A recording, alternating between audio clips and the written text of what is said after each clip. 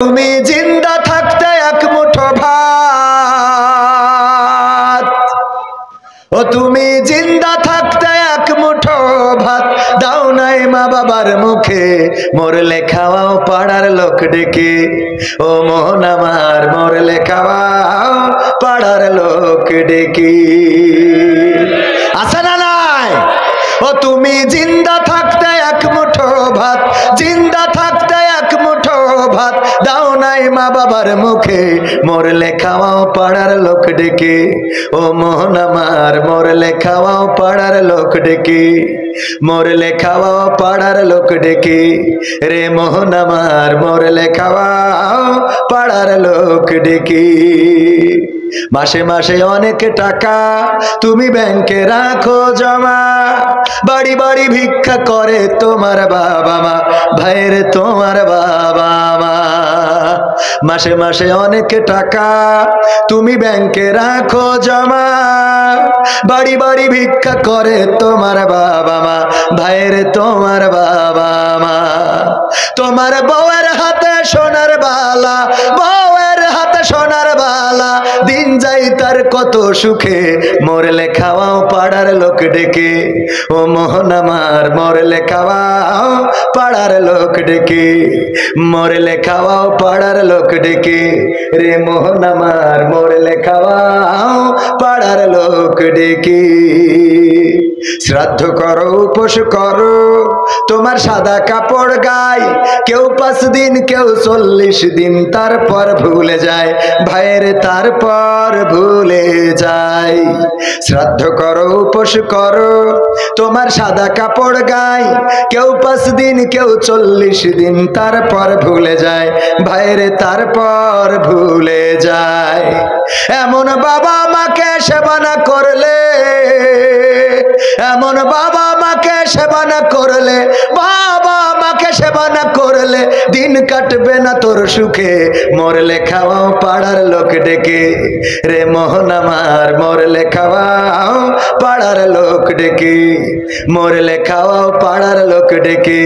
ও সাতক্ষীরাবাসী মরলে খাওয়াও পাড়ার লোক ডেকে।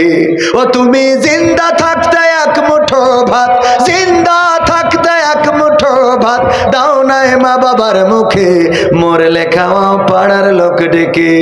রে মোহন আমার মরলে খাওয়াও পাড়ার লোক ডেকে। এমন মানুষ আছে না নাই?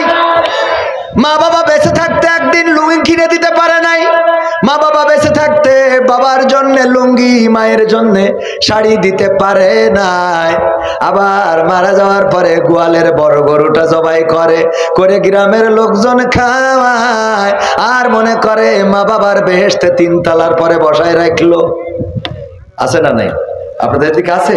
আমার ভাইজানের একটু চলে যেতে হবে, তো আমি তো শুরু করিনি, আগে একটু করে নিই। শুরু করবো ইনশাআল্লাহ। আলিপুর চেকপোস্ট যুব কমিটির উদ্যোগে এখনকার যুবকেরা অনেক পরিবর্তন যুবকদের মধ্যে হয়েছে। বাবারে একটু ধৈর্য ধরেন, আজকে না দেখা যায় শোনেন, এই জায়গায় যত ক্যামেরা রয়েছে কালকে এগুলো আবার চ্যানেলে যাবে, ওখানে প্লে করে দেখতে পারবেন ইনশাল্লাহ। যাদের একটু কষ্ট হচ্ছে, আমরা আগামী দিন আপনাদের ওইখানে যাব, মাইক্রোফোন একটু ক্লিন রাখবেন, মাইক্রোফোন ক্লিন রাখবেন। আজকে এই যে আমি তো দেখতে পাচ্ছি, এই যে দেখা যায় তো, হ্যাঁ এই যে এখন তো দেখা যাচ্ছে। ওরে বাবা রে, ঠান্ডা সবাই আছে, ও তো এই হ্যালোর জন্য কাঁদছে না। এখন দেখা যাচ্ছে না? হ্যাঁ, আলিপুর চেকপোস্ট যুব কমিটির উদ্যোগে আয়োজিত তাফসিরুল কোরআন মাহফিলের শ্রদ্ধাভাজন সভাপতি আমার পাশেই বসা জনাব মোহাম্মদ মুফাজ্জল হোসেন সাহেব দামাত বারকাতুহুম, আল্লাহ রাব্বুল আলামিন ওনাকে হায়াতে তাইয়্যিবা নসিব করুন, বলেন আমিন। এছাড়া আজকে প্রধান অতিথি হিসাবে উপস্থিত হয়েছেন জনাব আলহাজ আব্দুর রউফ সাহেব, চেয়ারম্যান 7 নম্বর আলিপুর ইউনিয়ন পরিষদ। ওনার ব্যস্ততা আছে, এখন আসার কথা না। এছাড়া আরো অন্যান্য গণ্যমান্য ব্যক্তিবর্গ তো থাকার কথা। আলোচনা করেছেন আমার প্রিয় ভাই, যার দাওয়াতেই মূলত আমি এখানে আসছি। আর কি ভাই জান? আমাদের ফারুক ভাই। ফারুক ভাই যশোরের সন্তান, সাতক্ষীরাতেই থাকেন, বিবি বাচ্চা নিয়ে এখানেই মোটামুটি সেটেল আলহামদুলিল্লাহ, ব্র্যাকে জব করে। তো উনার দিয়ে উনি, উনার দিয়ে আমি, আবার আপনারা সবাই মিলে আলহামদুলিল্লাহ। আল্লাহ আমার ফারুক ভাইকেও কবুল করুন, বলেন আমি। আলোচনা করছিলেন মাওলানা সাইফুল্লাহ বিন কুরবান ভাই, যিনি MA ট্রিপল আর Quran and Islamic studies Islamic বিশ্ববিদ্যালয় কুষ্টিয়া, এছাড়া আলফিকা ইসলামিক বিশ্ববিদ্যালয় নাকি না ইয়াবি ঢাকা এবং রাষ্ট্রবিজ্ঞান MM কলেজ যশোর। আল্লাহ রাব্বুল আলামিন এই সার্টিফিকেটগুলো অর্জন করার তৌফিক দান করেছেন। আমার প্রিয় ভাইয়ের কণ্ঠস্বরটাও আল্লাহ দ্বীনের জন্য কবুল করেছেন। এই কণ্ঠটা গোটা বিশ্বময় কবুল করে নিন, বলেন আমিন। দারুণ আলোচনা করেন, ওনার আলোচনার ধারের কাছেও আমি না। আলোচনা আমার পরে আবার করবেন আমাদের প্রিয় ভাই আল কোরআন অ্যান্ড সায়েন্স বিষয়ে উচ্চতর ডিগ্রি প্রাপ্ত আল আজহার বিশ্ববিদ্যালয়ের সুযোগ্য ছাত্র মাওলানা মোস্তফা মাহবুবুল আলম সাহেব, যিনি আমার শ্রদ্ধাভাজন, ভালোবাসার ব্যক্তিত্ব, অনেক মহাব্বত করি, উনিও মহাব্বত করেন। এসে পড়েছেন তাই না? কিছুক্ষণ আগে মনে হলো যে উনি আসছেন, আমি মনে করলাম অন্য কোনো অতিথি হয়তো এসেছেন।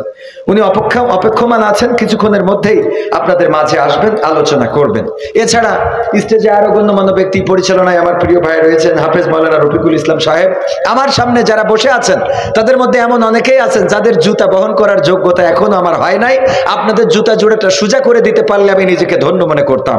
অনেক আবেদ লোক রয়েছেন, অনেক মুফতি, মুহাদ্দিস, মুফতামিম, হাফেজ, কোরআনের খাদেম, এমন তাহাজ্জুদ গুজারি আছেন যারা মুস্তাজাবুদ দাওয়া, দোয়া করলে আল্লাহ কবুল করে নেন। আমি পাবনায় গেলাম, একজন বলতেছে হুজুর আপনারা একটু যত্ন করে খাওয়াবো। কইলাম কেন?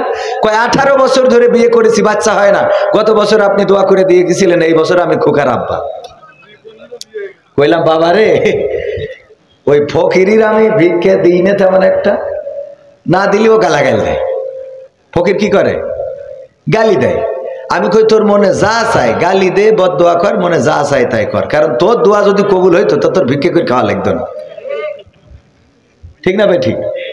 ফকির যে বদ দোয়া করে, কয় আমার মতো তোর যেন হয়, যদি কিছুই করা হয় আমার মতো তোর জন্য, তোর ঘাড়ের জন্য লাঠি ওঠে।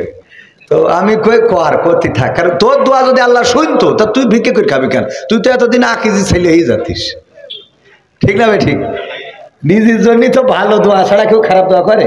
আল্লাহ আমার সম্পদ দাও, সন্তান দাও, বউ দাও, 4-5, এরকম দোয়া করে না সবাই?